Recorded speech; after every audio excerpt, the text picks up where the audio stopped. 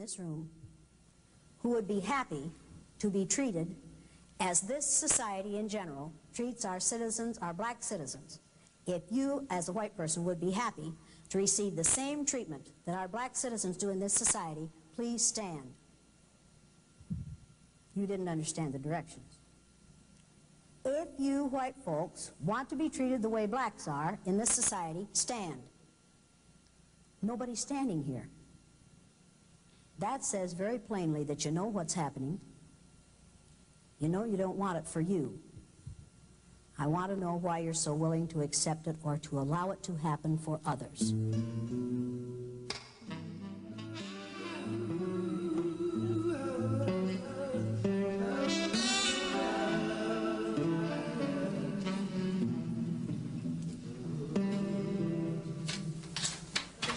My section, the wall of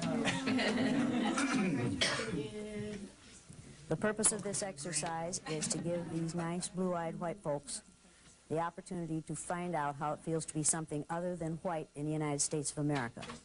And these people today are going to learn more than they want to know. The purpose of this exercise is to help these people walk in the moccasins of a person of color for a day. What I am going to do is assign to these people, on the basis of their eye color alone, all the negative traits that we have assigned to females, to people of color, to gays and lesbians, to people who have disabilities of any kind, to those who are obviously physically different. We are going to assign to these people all the negative stereotypes that we have so easily assigned to those groups. We are going to lower our expectations for these people, and we are going to force them to live down to our expectations of them. A room in which there are 3 chairs for 17 people. Now, It's hot in there. it's hot in there? Is it hot in there? Well, then it's probably smelly, isn't it? Because blue-eyed people sweat a lot, and you know they don't smell good. So I wouldn't want to be in that room after they've been in there. We don't tell them anything. We just send them to the holding room on the basis of the color of their eyes. And the reason I use eyes is because eye color is caused by the same chemical that skin color is caused by. If you have lots and lots of melanin in your hair, your skin, and your eyes, you have very dark hair, dark skin, and dark eyes. If you have only a little melanin in your hair, your skin, and your eyes, you have light skin, light hair, and light eyes. You will not look at these people unless you can either frown or sneer at them. It's all right to laugh at them, but do not laugh with them. How many of you have friends in the blue-eyed group? Let me put it this way. How many of you used to have friends in the blue-eyed group? Now, some of these people are going to leave here very, very angry. Make no mistake about this. That is their choice. When they leave here and they say they're angry, you need to be prepared to say to them, wait a minute. You had it for 2.5 hours. Your home wasn't threatened. Your family wasn't threatened. Your job wasn't threatened. Your income wasn't threatened. Your future wasn't threatened. And you had it for 2.5 hours, and you knew it was temporary. You knew it was going to be over at least by 6 o'clock this afternoon. Why are you so angry? And if you are so angry after 2.5 hours, can you apply that, the way you feel about that anger, to what it must feel like to live with this for a lifetime? The idea for the blue-eyed, brown-eyed exercise from reading about what the Nazis did during what has come to be called the Holocaust. Hitler was going to found a nation of people, of Aryan people, who were going to be blue-eyed and blonde-haired and fair-skinned, and they were going to rule the world. And one of the ways they decided who went into the gas chamber during the Holocaust was eye color. I decided on the day after Martin Luther King was killed that I would do what Hitler did. I knew it worked for him. I thought it might work for me. I decided that I would pick out a group of people on the basis of a physical characteristic over which they have no control. And I decided that it would be eye color.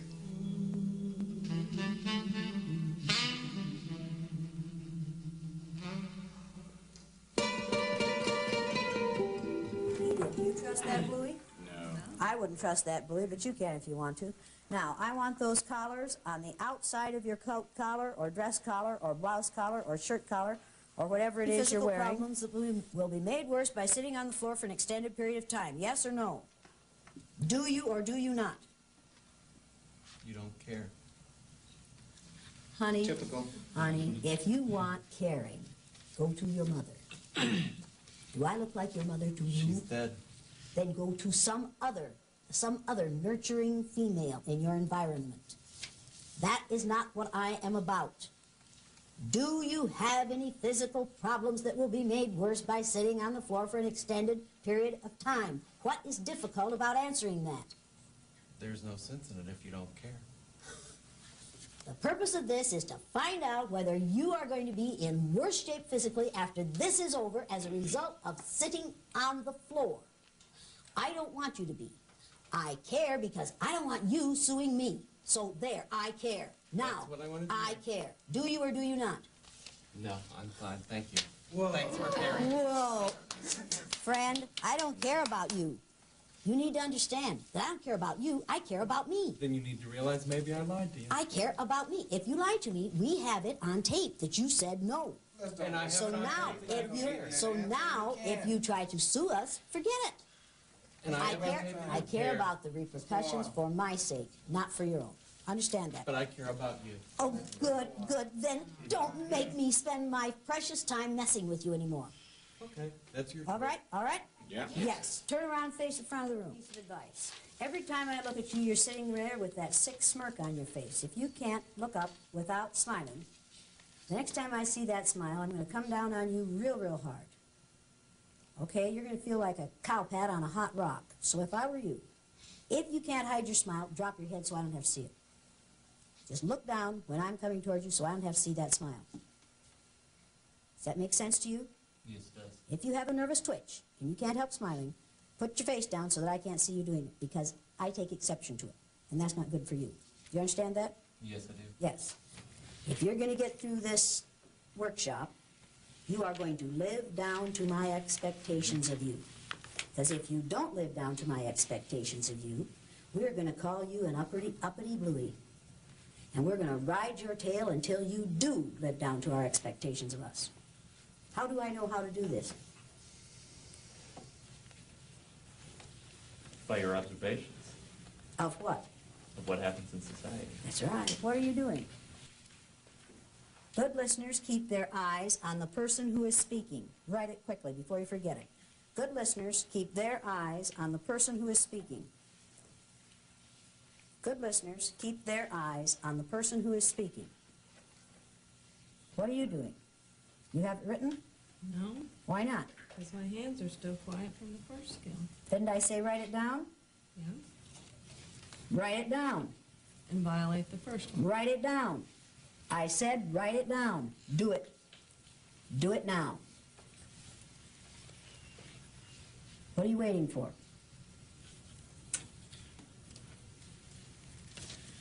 Now I'm going to warn you about something. In case you don't recognize it, I'm messing with your mind. Now, I told him to conform, and then I said it was stupid to conform. So then you decided that you wouldn't conform. So now you're in trouble.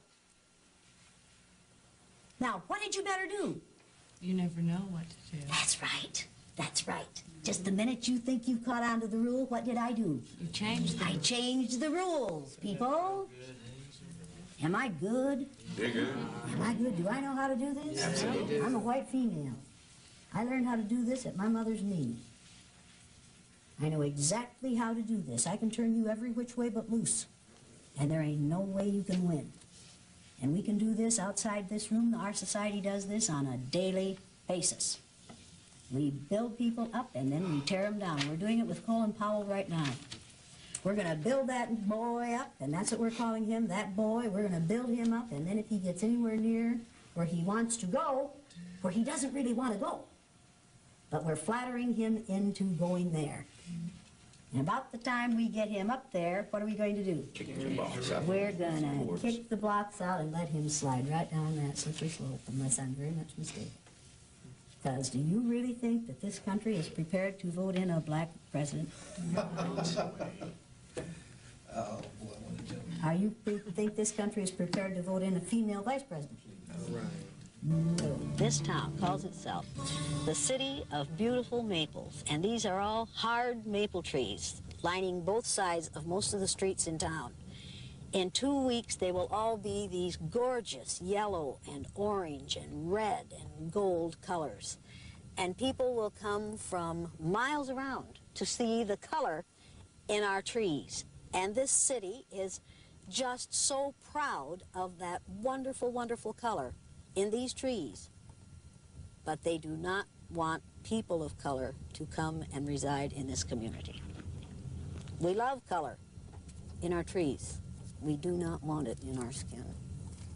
And it breaks my heart because it is so, because this is a beautiful little community, and they're very proud of their feelings for one another, the size of their churches. Their churches are full every Saturday, every Sunday, and every Saturday night. It's wonderful. It's a wonderful place to raise children. As long as you don't want to raise children of color here. It's heartbreaking. The first time I did this exercise in 1968, my parents sold 42 lunches in their little hotel lunchroom in Riceville. The day after it was shown, they sold 2. They never sold more than that again. That was the end of their business. Their business was killed by what I do. Somebody has said good deeds won't go long unpunished. I found out how very true that is. I learned a lot about racism in a short time. It's a new experience for most of you. Perhaps not for this one. But for most of you, it's a new experience to have to just be submissive. Just get your poop in a group and keep your mouth shut. Just do the very best you can so you don't call my anger down on you. Now, this is just for a little time. I think you can do this for a little time. I'm not sure that all of you can. This is going to be a good learning experience for you. Remember that in this situation, you people have no power. Absolutely no power. So quit trying to exercise what you don't have. Quit trying to run the show. You need to decide how big a risk you want to take. Let me tell you something. I will not soon forget the female who looked a lot like you, which is unfortunate for you, in Denver, Colorado, who decided when she came in as a blue-eyed person that she was going to not conform and she wasn't going to go along. And she went up and down the 2 rows of blue-eyed people saying, "Come on, brothers and sisters, come with me and defeat the oppressor. Come with me and refuse to go along with this. Do not go along with this. Do not take this abuse. Come on, we can demonstrate and we can make a difference." Made a total fool of herself. The rest of the blue-eyed people felt that there was an opportunity here. She didn't want to learn it. She, in effect, was saying to people of color, if you would protest, these things wouldn't happen to you. If you do what I'm doing, these things wouldn't happen to you. When people of color have protested in this country, what have we done to them? Killed them. But you see, as a white female in that situation, she was in no danger whatsoever. And she could walk up and down that line protesting and demonstrating until hell was over, and she knew that she wasn't going to get put in jail, and there were no dogs, and there were no whips, and there were no fire hoses, and there were no guns in that room. And she had no gas chamber, and she had absolutely nothing to lose. Now, when you have nothing to lose, when you're risk-taking with nothing to lose, that's on the outside, you brown-eyed people having a better time here today than they are? Yes! You have more fun than they are? Yes. Have you had fun yet? Why not? Because I'm not a blue-eyed person. Yeah, and what, as a result of being a blue-eyed person, what is going to happen to you? Be treated differently. That's right, and is there anything you can do about it?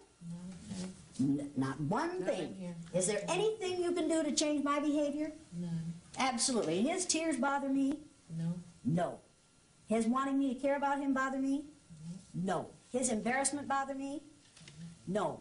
Does the embarrassment that females suffer in the workplace bother the powerful males in the workplace? No. If it did, what would they do about it? Put a stop to it. Immediately. Immediately. Is what happens to people on reservations, on Native American reservations in this country, bother the people in power in this country? no. Not one bit. We are going to increase that pain instead of ending it. Do we care? Do you care? Now, you all could have learned something in the last hour or hour and a half that you've been in here. You could have learned something about how discrimination works and how it feels to be on the receiving end of it. You could have learned about society and society's rules. You could have learned about how hard it is to be in control when you have no control. You could have learned something about power and the use and misuse of power. And a reality that you have never experienced, I think, before. Most of you, I think, have never experienced the reality that you are experiencing this morning. Have you? Before this? Have you? You. Have you? You? Not in this country. You? You? I like the way you say not in this country. You? Have you? Have you ever experienced anything like this before? I've experienced discrimination because of being a woman, yes. Of being a white woman. Do you think the discrimination being visited upon you as a woman is the same as the discrimination that is visited upon her as a woman? Her reality. And your reality in this country. You do not live in the same country that she does. You live in the United States of America, but you do not live in the same country that she does. And neither do I. And neither does she. And she says she has never experienced this kind of treatment in this country. How many of those of you who are brown-eyed have experienced this kind of treatment in this country? The land of the free and the home of the brave, in which you are citizens. You're going to interview some students tomorrow, some former students of mine, who were in my classroom the third year that I did this exercise. They were in a film called The Eye of the Storm, and we took still photographs of those children each day of that exercise. One when they were on the top and one when they were on the bottom. And I have some of those here. The interesting part about these pictures is you can take a child who's a perfectly happy, normal human being on one day, and by putting a collar on him and telling him he's inferior, you can turn him into a frightened, vulnerable, intimidated, suspicious child who cannot succeed on the day he's in the wrong place. This is like the powerless and the powerless. Sandy on the day she was on the bottom. And this is Sandy on the day she was on the top. Sandy's the one who said, when we did our reunion 5 years after they graduated from high school, I asked Sandy whether having had this exercise when she was in third grade had changed her life at all. She's the one who said, yeah, now when I hear one of those bigoted remarks, I wish I had one of those collars in my pocket. And I could take it out and I could whip it around that person's neck and I could say, now you wear that for 2 weeks and see how you'd like to live that way for a lifetime. Rex is the one who said, I'll have that collar in my pocket for the rest of my life. I can't get that collar out of my exercise. Each day of the exercise, the children had to draw themselves as they felt that day. And this is how Milton drew himself. This is the day he was on the top, and they drew these and colored them. And Milton has an eye for drawing like I have only seen in one other child in all the years that I've taught. But because he was dyslexic, he got no respect from the school, and so his life is down. It's just a wash, and it breaks my heart because he's probably the most talented child I have ever seen artistically. But this was all in yellow, and there's an angel on his head on the day he's on the top. On the day he's on the bottom, this is all in black, and there are flames, red flames up in here, and there's a little red devil on top of his head. But if you feel like this when you go to school in the morning, every day, or if you feel like this every morning when you go to school, are you going to do a better job than when you feel like this? See, if you can create a situation in a school or in a society in which 11% of your society feels like this, and the rest of them feel like this, which would you rather feel like? Which part of society would you rather be in? Would you rather be one of the powerful or one of the powerless? And how dare society force people to live this way? It's been over 20 years now, and it's just looking at these pictures and talking about it is just as if it happened yesterday. It's very much in my mind. I started reading the book again, and it brought back a lot of tears. I remember the things that kids said to each other and how they treated each other, and I mean, best friends were now fighting. And we hated our teacher. We had to draw a picture of her, and I'll never forget that because we all drew like a picture of a devil. And we had to stay in extra for recess. We couldn't like go back for seconds, and some of the kids, we couldn't share our food because, we're dirty people, and we had to use a cup to drink out of because we had to use the same cup all day, otherwise we were wasteful. But I remember when she'd said that brown-eyed people were slow and they were dirty and smelly, and I was like, here's this teacher, you loved this teacher, and she's telling you all of these things. It's like, I thought you were my friend, and to go through this, and even though we all knew it was a project that we were doing, once it started, you forgot it was a project. It was such a reality that it's like, I'm really going through this. This isn't funny anymore. It's not a joke. And when they had the collar on, you just felt like, that poor little dog outside who wants to go in and nobody will bring him in. But, and then to take them off, you just felt like you'd won the lotto. It was just really good. The exercise has a lot to do with how I feel today. It was just a one-day thing for me, but it has stayed with me all these years. But, a black child has to live with this the rest of their life. Got them all right. This is too hard for blue-eyed people? This is a lot of work for blue-eyed people to learn 4 simple sentences and then have to respond to them in a few minutes. Now, what stress are you suffering from at this point? You're changing the rules. Changing the rules? Your tone of voice is talking down to people. You are setting it up so that making people feel dumb, like if Mark makes a mistake, that's bad as opposed to good. You're standing over some people. And that's stressful to you? I think to this group, yes, and to me. That's stressful to you? Yes. Yes, and also going too fast. And going too fast? Yes. Anything else that's stressful to you? Those are the big ones. Those are the big ones. Those are big ones for her. That's nothing. Compare that to me and my wife in Independence, right close to where she lived, getting told to walk away from a house that we couldn't rent because it's occupied, and we drive around the block and come back and see a white couple going in there. Right here. You don't know stress. Would you consider that more stressful? I don't even consider that stress. I consider that just devastating. Were you devastated by it? I tried to explain it to my wife and stop her from crying. There was no explanation that worked. No. What's big time stress to you? If you don't mind telling us. Every morning when I get up and go in my bathroom and look in my mirror, that's when my stress begins. Because I go to a school where I am one of 2 black teachers. Out of how many teachers?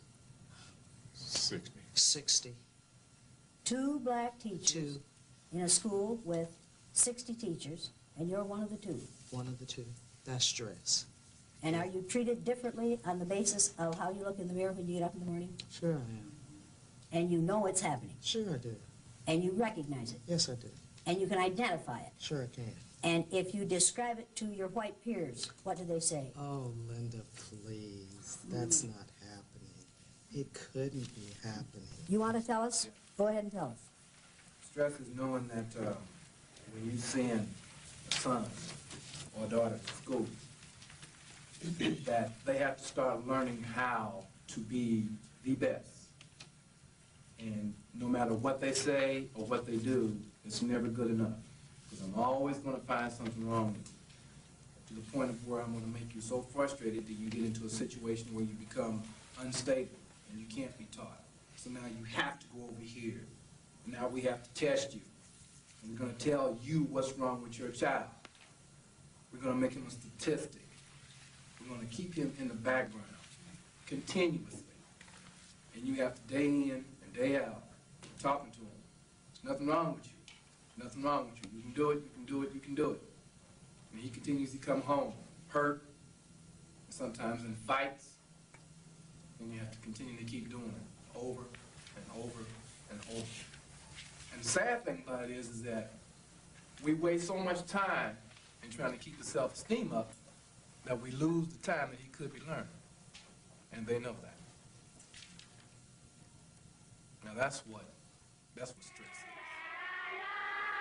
Standing by her and by her through the night with the light from above. It might be interesting to judge people today by the color of their eyes. Would you like to try this? Yeah! Sounds like fun, doesn't it? Since I'm the teacher and I have blue eyes, I think maybe the blue-eyed people should be on top the first day. I mean, the blue-eyed people are the better people in this room. Oh, yes, they are. Blue-eyed people are smarter than brown-eyed people. They are cleaner than brown-eyed people. And if you don't believe it, look at Brian.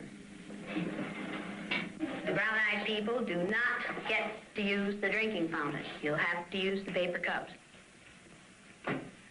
You brown-eyed people are not to play with the blue-eyed people on the playground because you are not as good as blue-eyed people. Well, the brown-eyed people in this room today are going to wear collars so that we can tell from a distance what color your eyes are.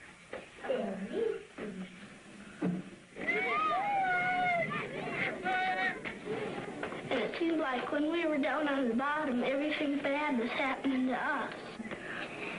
It seemed like Mrs. Elliott was taking our best friends away from us. What happened at recess? Were two of you boys fighting? Yeah!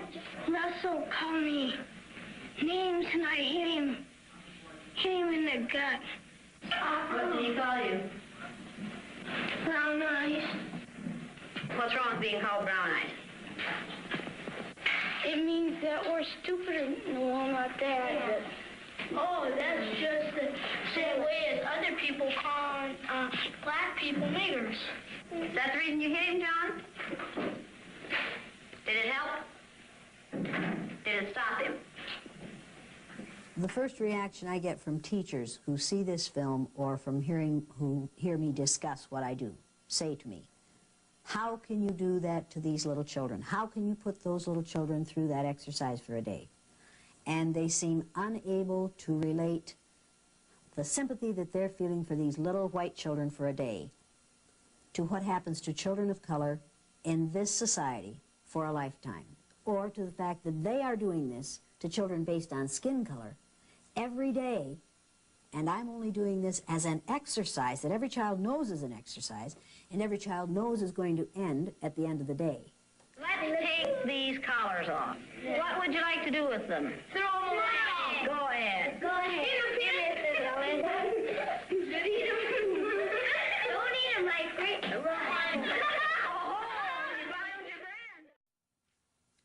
How did you feel about what you went through this morning? The words that you have written came out of your feelings, right? Nobody else's. Okay, read your 3 words. How they looked frustrated, confused, and angry. Frustrated, confused, and angry. That's the way they look to you during this exercise. Now, people, listen to these words that these brown-eyed people have written and see how many of them are the words we usually use to describe females. Why didn't any of you males defend her?